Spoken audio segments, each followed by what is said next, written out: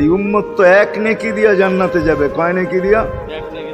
একটা নেকি দিয়া জান্নাতে যাবে এই উম্মত। অন্য উম্মতের কথা জানি না আমি, এই উম্মত এক নেকি দিয়া জান্নাতে যাবে। নবীর একটা আদর্শের কারণে জান্নাতে যাবে। সিরত মানি আদর্শ। আর এটা আমরা কদমে কদমে মুহতাজ। কেননা এই ছোট জীবনটা যদি গ্রহণযোগ্যতা পর্যন্ত পৌঁছাইতে হয় আল্লাহর কাছে, চাই নারী হই, চাই যুবক হই, চাই বৃদ্ধ হই, যেই মানুষই হই না কেন, যেখানেরই হই না কেন, যেই বাসারই হই না কেন, যেই বর্ণেরই হই না কেন, যেই পেশারই হই না কেন, যেই সোসাইটিরই হই না কেন, এই জীবনটাকে যদি গ্রহণযোগ্যতা পর্যন্ত পৌঁছাইতে হয় কার কাছে? দুনিয়াওয়ালাদের কাছে না, মালিকের কাছে, যিনি এক ফোঁটা পানির থেকে অস্তিত্ব দিছেন, যার কাছে আবার আমাদেরকে ফিরা যেতে হবে। পালানের কোনো সুযোগ নাই। এই জন্যই কোরআন আমাদেরকে বোঝায় আইনাল মাফার। আল্লাহ বলতেছে কোথায় ভাগবে তুমি, বলো কোথায় ভাগবে? কবির কথাই সত্য, যদিও নাকি পালাও তুমি আকাশেতে লাগিয়ে সিঁড়ি, সিঁড়ি লাগাও যদি আকাশে চলে যাও, তো আল্লাহ বলে তোমার পাগার কোনো সুযোগ নাই। কেননা ইল্লা বিসুলতান, ওইখানেও আমার রাজত্ব, এইখানেও আমার রাজত্ব, ডাইনো আমার রাজত্ব, বামে আগে পিছে উপরে নিচে সর্বত্র আমার রাজত্ব। আমার রাজত্বের বাহিরে যাওয়ার ক্ষমতা তোমাদের নাই। দ্বিতীয় কথা এটো, আইনা আনা মাআকুম আইনা মা কুনতুম, যেখানে যাবে ওইখানে আমি সঙ্গে থাকব। আমাকে দূর করতে পারবে না। যদি করো তাহলে তুমি থাকবে না, তোমার অস্তিত্বই থাকবে না। কেন আমাদের ভিতরে আল্লাহ নাই বটে, কিন্তু আল্লাহর একটা পাওয়ার আছে যেটাকে রূহ বলে। কুলির রূহ মিন আমরি রব্বি, আল্লাহর একটা পাওয়ার, একটা সিফত, সবচেয়ে শক্তিশালী পাওয়ার যেটা, ওটা আমাদের ভিতরে আল্লাহ ঢুকায় রাখছেন, যেটাকে আমরা রূহ বলি। কোরআনের ভাষায় রূহ বলে, বাংলা ভাষায় আত্মা বলে। যেটাকে আমরা আত্মা বলি ওটা আল্লাহর হুকুম ছাড়া কিছু না। আল্লাহ বলে ওটা মনে করে নাও আমি তোমার ভিতরে আছি, কেন এটা আমারই জিনিস। কুলির রূহ মিন আমরি রব্বি, আমাকে পৃথক করলে আর তুমি থাকবে না। তখন তোমার চক্ষু থাকবে আইন লা তানজুর, তোমার চক্ষু থাকবে দেখবে না। উযুন লা তাসমা, কান থাকবে শুনবে না। লিসান লা তানতিক, জবান থাকবে কিন্তু জিহ্বা থাকবে কিন্তু বলবে না। আকলুন লা তুমাইয়িজ, তোমার মগজ থাকবে ভালো মন্দ বুঝবে না। কলব লা তাতাফাক্কার, দিল থাকবে কিন্তু চিন্তা করার ক্ষমতা তোমার থাকবে না। ইয়াত লা তাফতিশ, হাত থাকবে ধরবে না। রিজল লা তামশি, পাও থাকবে চলবে না। তুমি হবে লাশ। ওই আল্লাহ পর্যন্ত যদি গ্রহণযোগ্যতায় পৌঁছাইতে হয়, ওইখান থেকে বাহির হয়ে গেছি। ভালো তো বাসি, কিন্তু আগেরটুকু জানি না। ও মেরে দোস্ত, শুধু ভালোবাসলে চলবে না। আবু তালেবের চেয়ে বড় ভালোবাসা আপনার আমার ছিল না। সাহাবাদের মতো ভালোবাসা আপনার আর আমার নাই। আছে নাকি? হ্যাঁ, আবু তালেবের মতো ভালোবাসা ছিল। চলেন শর্ট করি। আবু তালেবকে নিজের হাতে আল্লাহ রসুল কবরে রাখছেন। যখন রাখতেছিলেন তখন চিৎকার দিতেছিলেন, আম্মি মা তারাক্তালি সাবিলা, চাচা কোন রাস্তা রাখলেন না আমার জন্য। বলছিলাম কলেমা পড়েন, পড়লেন না। বলছিলাম ঠোঁটটা হেলান, হেলাইলেন না। বলছিলাম চুপ থাকেন, তাও থাকলেন না। সর্বশেষ একটা চিৎকার দিলেন, আলা মিল্লাতি আব্দুল মুত্তালিব, আব্দুল মুত্তালিবের ধর্মের উপরে চলে যেতেছি। এই কথা বলে দুনিয়ার থেকে বিদায় নিলেন। চুপও যদি থাকতেন তো আমার জন্য কোনো সুযোগ হইতো। চাচা, ও চাচা, আমার জন্য কোনো রাস্তা রাখলেন না। ভালোবাসা কাজে দিবে না। এই জন্য চলেন, জীবনটাকে গ্রহণযোগ্যতা পর্যন্ত পৌঁছাইতে হইলে কদমে কদমে মুহাম্মদুর রাসূলুল্লাহর আদর্শ লাগবে। যেটাকে আরবি ভাষায় সিরাত বলে, যেটাকে কেরিয়ার বলে। আল্লাহর রসুলের কেরিয়ার লাগবে, আল্লাহর রসুলের আদর্শ লাগবে, আল্লাহর রসুলের সিরত লাগবে, আল্লাহর রসুলের চরিত্র লাগবে। এই জন্যই আল্লাহ কোরআনে বলছেন, লাকাদ কানা লাকুম ফি রাসূলিল্লাহি উসওয়াতুন হাসানা, তোমরা লিমান কানা ইয়ারজুল্লাহ, তোমরা যদি আমাকে পাইতে চাও তাহলে আমার আদর্শ সহজ করছেন, কঠিন করেন নাই। আল্লাহ কঠিন করতে পারতেন, আল্লাহ সহজ করছেন। কেননা আসলে উদ্দেশ্য ছিল আল্লাহকেই মানা, আল্লাহকে মানা উদ্দেশ্য ছিল। কিন্তু আল্লাহকে চোখে দেখা যায় না, মানবে তো মানবে কি করে? আল্লাহর কথা শোনা যায় না, তো আল্লাহকে মানবে তো মানবে কি করে? আল্লাহকে তো দেখা যায় না, আল্লাহকে তো আল্লাহর কথা শোনা যায় না, আল্লাহকে ধ্যান ধারণায় আনা যায় না, কোনো ধ্যান ধারণার ভিতরে আনা যায় না যে আল্লাহর আকৃতি এরকম। আল্লাহকে ধ্যান ধারণায় আনা যায় না, বর্ণনা দিয়ে শেষ করা যায় না। আল্লাহর বর্ণনা দিয়ে কেউ শেষ করতে পারবে না। কোরআন বড় কিছু আমাদেরকে বুঝাইছেন, অনেক বুঝাইছেন যে আল্লাহর বর্ণনা দিয়ে শেষ করা যাবে না। আল্লাহ শুধু আল্লাহ না, 99 নাম দেখলেই বোঝা যায় যে আল্লাহকে। আল্লাহ শুধু আল্লাহ না, আল্লাহ 99টা পদের অধিকারী।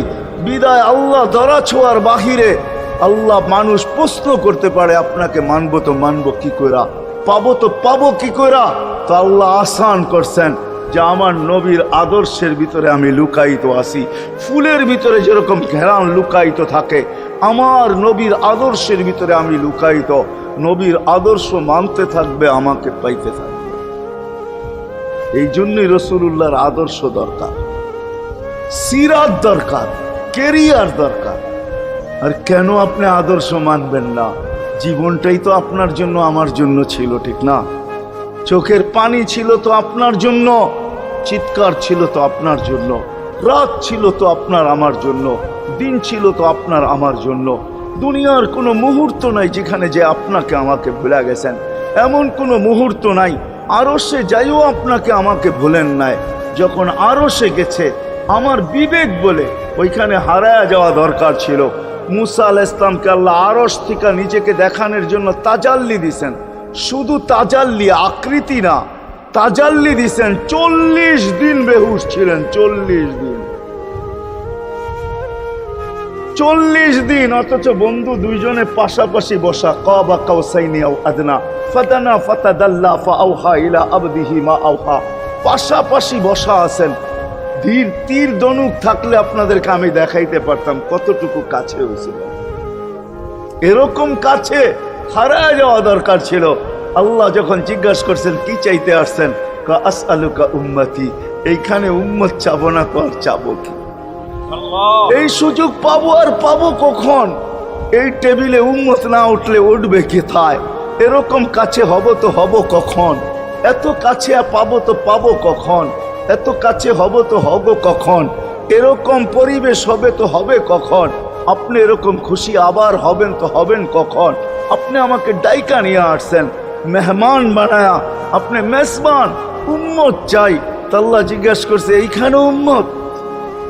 তো যুক্তি দিতেছে আনতা রব্বুল করিম আনান নবিয়্যুর রহিম কাইফা তুদাইয়ু হাদিল উম্মাহ বাইনাল কারীমি ওয়ার রহিম। শুরুতে আপনি, শেষে আমি। শুরুতে আপনি রব্বে করিম, শেষে আমি নবী রহিম। দুইয়ের মাঝে উম্মত জাহান্নামে চলে যাবে। আমি আমার মনকে বুঝাইতে পারবো না, আমি উম্মত চাই। আল্লাহ সান্ত্বনা দিতেছেন, কাসসামতুল কিয়ামাতা কিসমাইন, কিয়ামতকে 2 ভাগে ভাগ করছি। আমি জানি আপনি একাই চিৎকার দিবেন কিয়ামতের মাঠে উম্মতি উম্মতি বইলা, আর কেউ উম্মতকে স্মরণ করবে না। নবীরা তো মাকেও স্মরণ করবে না, বোনকেও স্মরণ করবে না, সবাই নাফসি নাফসি বলবে। আপনি উম্মতি বইলা চিৎকার দিবেন। বিদায় কিয়ামত আপনার আর আমার মাঝে ভাগ, আর কারো মাঝে না। সালতো তা সাফি তো সাফা, ওই দিন আপনি চাইতে থাকবেন, আমি দিতে থাকবো। আপনি সুপারিশ করবেন, আমি মঞ্জুর করতে থাকবো। লা ইউখজিকা ফি উম্মতিক, আপনার উম্মতের ব্যাপারে আপনাকে আমি লজ্জিত করব না। কোরআন আসছে আল্লাহর রাসূলের কাছে, অদ্দুহা ওয়াল লাইলি ইদা সাজা মা ওয়াদ্দাআকা রাব্বুকা ওয়া মা ক্বালা। এই সূরার ভিতরেই আছে সাউফা ইউতিকা রাব্বুকা ফাতারদা, আপনাকে আমি রাজি করে ছাড়বো। কোরআন যখন নাজিল হইতেন তো কি অবস্থা হইতো ওলামারা জানে।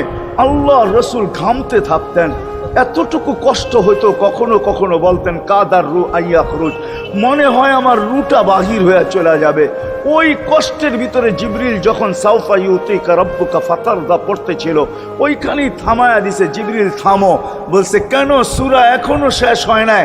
বলছে থামো, আল্লাহ আমাকে রাজি করতে চাইতেছেন, আমি এই মুহূর্তেই আল্লাহর কাছে কিছু চাইতে চাইতেছি। বলছে তোমাকে সাক্ষী রেখা।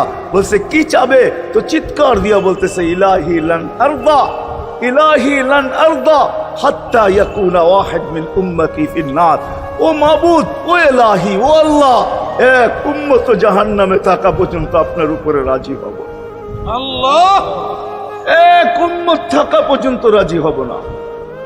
যে আরশে যায় বলে নাই, কিয়ামতের মাঠেও বলবে না। উম্মতি চিৎকার দিবে, হাসান হোসাইন দিবে না। হাসান হোসাইন কলিজার টুকরা ছিল, কোনো একদিনের কাহিনী। হাসান হোসাইন জিজ্ঞাসা করছে, নানা যান আপনি উত্তম না আমরা উত্তম? আল্লাহ রসুল সাদা সিধা জবাব দিছে, আমি উত্তম, আমি সাইয়্যিদুল আউয়ালিন ওয়াল আখিরিন, আনা সাইয়্যিদা উলদি আদম, লিওয়াউল হামদি বিয়াদি ইয়াউমাল কিয়ামা। হায় হায়, আল্লাহর জান্ডা কিয়ামতের দিন আমাদের নবীজির হাতে থাকবে। মাধবদীর মানুষ বোঝেন আমি যেটা বুঝাইতে চাইতেছি। ওই হাসান হুসাইনের খবর নিবেন না, নিবে উম্মতের খবর। জিজ্ঞাসা করছে, নানা যান আপনি উত্তম না আমরা? আল্লাহ রসুল বলছে, আমি উম্মত। দুইজনে হাসতে হাসতে কুটা কুটা। আল্লাহ রসুল বলছে, এত হাসো কেন? জবাব হয় নাই। মানি আমরা দুইজন উত্তম। কি কইরা তোমরা দুইজন উত্তম? প্রমাণ। আমাদের আম্মাজানকে চিনেন?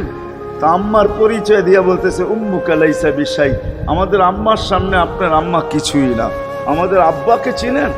আব্বার পরিচয় দিয়া বলতেছে, আবুকা লাইসা বিশাই, আপনার আব্বা আমাদের আব্বার সামনে কিছুই না। আমাকে নানা জানতে চিনেন? চিনেন আমাদের নানা জানকে?